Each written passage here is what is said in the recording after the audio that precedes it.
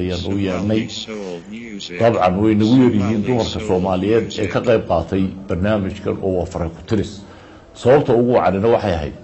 يلا فرانكوتريس ها انتو دي اما يسكول كشيء اما كقيب قاطي نورشي سياسة تاريخ داسي اي لهاي waxaa sharaf noo ah barnaamijka xusuus reeb ee home cable TV in maanta ay marti noogu tahay Adna Aadan Ismaaciil oo intiina badan ee af Soomaaliga taqaanaa aad wada maqasheen ama aad garanaysaan intiina garaad ka leeyahay Adna waxaad ku barateen taariikh caafimaad ku saabsan marka la soo qaado waxa kale oo ku barateen siyaasadda la fahanteedo oo aanay ka madhnayn adni waxay ka mid tahay hablihii Soomaaliyeed ama dumarka Soomaaliyeed ee farakutiriska ahaa ee waayadii ugu dambeysay ee arlada Soomaalida gumaysigu haystay gaar ahaan dalkii British Somaliland Protectorate loo oran jiray wax la baray waxay ka mid ahayd howlaha caafimaadka ama ay ahaydba haddana qaldaran iyada ay sixi doontee gabadhii ugu horeysay ee kulliyad caafimaad wax ku soo barata ee ka shaqeysa Hargeysa markii calanka la qaatay 1960 intii ka dambeysay howlaha caafimaadka ka shakow waxay noqotay marwadii ra'iisul wasaarihii dalkii la oran jiray Jamhuuriyadda Soomaaliyeed oo ahayd markii ay isku biireen 1960 British Somaliland iyo Italian Somaliland ama qoladii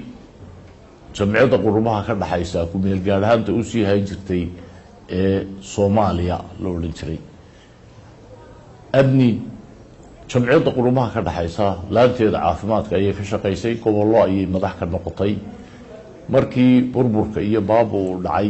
macallimadna way noqotay oo ardaydeedu aad bay u tiro badan tahay marka la eego xagga caafimaadka gaar ahaan Somaliland markii ay dib ula soo noqotay madax banaanideedii waxay ka mid noqotay dadka farakutiriska ah ee guntiga dhiishay iskaga dhigay waxay dhistay cusbitaal iyadoo qof kaliya ah cid kastaaba ka caawisay waxa ka mid ahaa dadkii goobjooga ahaa markii ay bilowday cusbitaalkaas oo imika aanu dhexdiisa kaga doonayno barnaamijkan xusuus reeb wasiirka amuraha dibadda ayay ka noqotay xukuumadihii soo maray dalkan Somaliland aad iyo aad ayaan inta kale iyada ku noqon doonaa aadna kugu soo dhaweynaya barnaamijka xusuus reeb oo aan muddo dheer ku daba socday oo aan maalin walba ku lahaa barnaamijka noogu kaalay marka ugu horeysa in yaro gaaban waxay igu aad uma badbadna in yaro taariikh oo dhalinyarada aan ugu tala galay halkeed ku dhalatay sideed wax u baratay markaad yaray بسم الله الرحمن الرحيم أرتأد منهم وقف فرح سنة هاي يعني مرة كله هذا كوسية وربحين يدو مركي عستال كان بساي جيد هوستي أنا قاعدة وربحين جيد كي وتاريخ دي ويجي شرايو ولي جيد كوالله إلالية ولا ورابية وحنا كنا شيء مجال هرجيسة عاصمة الصوماليلاند وحنا شيء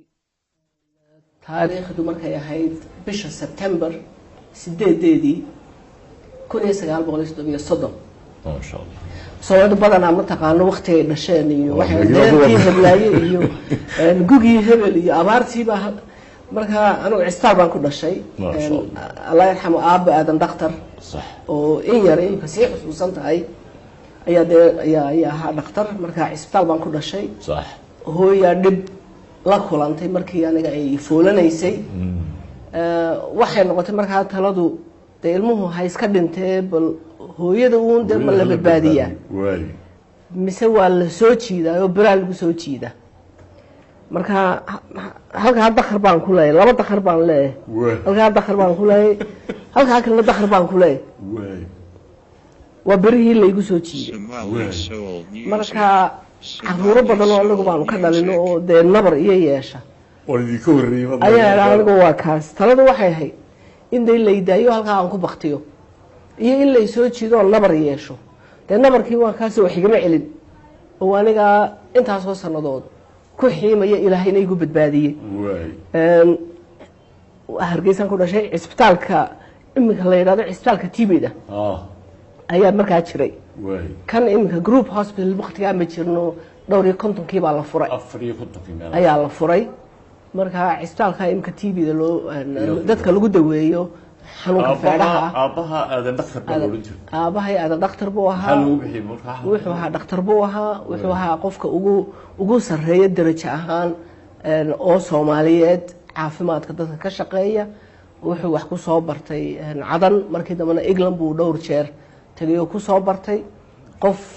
aad iyo aad loo jeclaa qof isaguna ummadiisa aad u jeclaa buu ahaa wuxuu ahaa runtii macallinkii iigu horreeyay ee wax ibara naxariista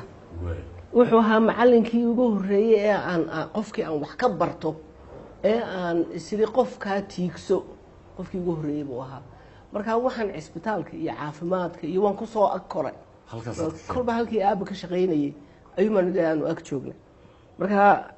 cisbitaalkaasaan ku dhashay waxbarashadaydu waxay ahayd waqtigaa iskuul hablaha wax lagu baro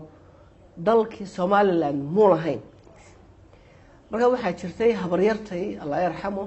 ayaa qof reer Djibouti u dhaxday oo halkaa macallimad ka ahayd iyada markaa la ii diray waxbarashadeedii ugu horeysay waxay dalka Djibouti oo aan kalgacayl weyn u hayo oo aan abaal weyn u hayo waayo indhala'aantii Djibouti baa indhaha iiga furtay iiga dilaacisay oo tacliinta ay bilowday Faransiiska wax ku bartay Faransiiska ahaa afkii ugu horeeyay qalaadi aan wax ku barto markii dambena Ingiriiskii ayaan dee u soo wareegay fasaxyada kulli af Ingiriisi waa lagu hadli jiray guriga wada hooyo aababa labaduba farta way yaqiineen oo luqada way yaqiineen laakiin waxbarashadu rasmiga waxay ahayd Faransiis taariikh kooban waxaan ku helay abnaay 1953 waxa la furay iskuulkii ugu horeeyay ee hablo reer Somaliland protectorate waa run macallin ka ahaa maalmaha ka mid ah iyagoo taariikh ka sheekeynaya inay ku tilmaameen oo yiraahdeen qof kale oo Soomaaliyeed markii la noo waayay oo gabadha abnaa la noo keeno macallimadoona taariikhda ka sheekeeyay taasi waa jirtay kuwaabaha kuwad macallinka anaa ku tixi doona horta waxa macallimad baa iiga horeysay iskuulka Allah yarxamo Aamina macallin Qaasin ayaa dhowr bilood iga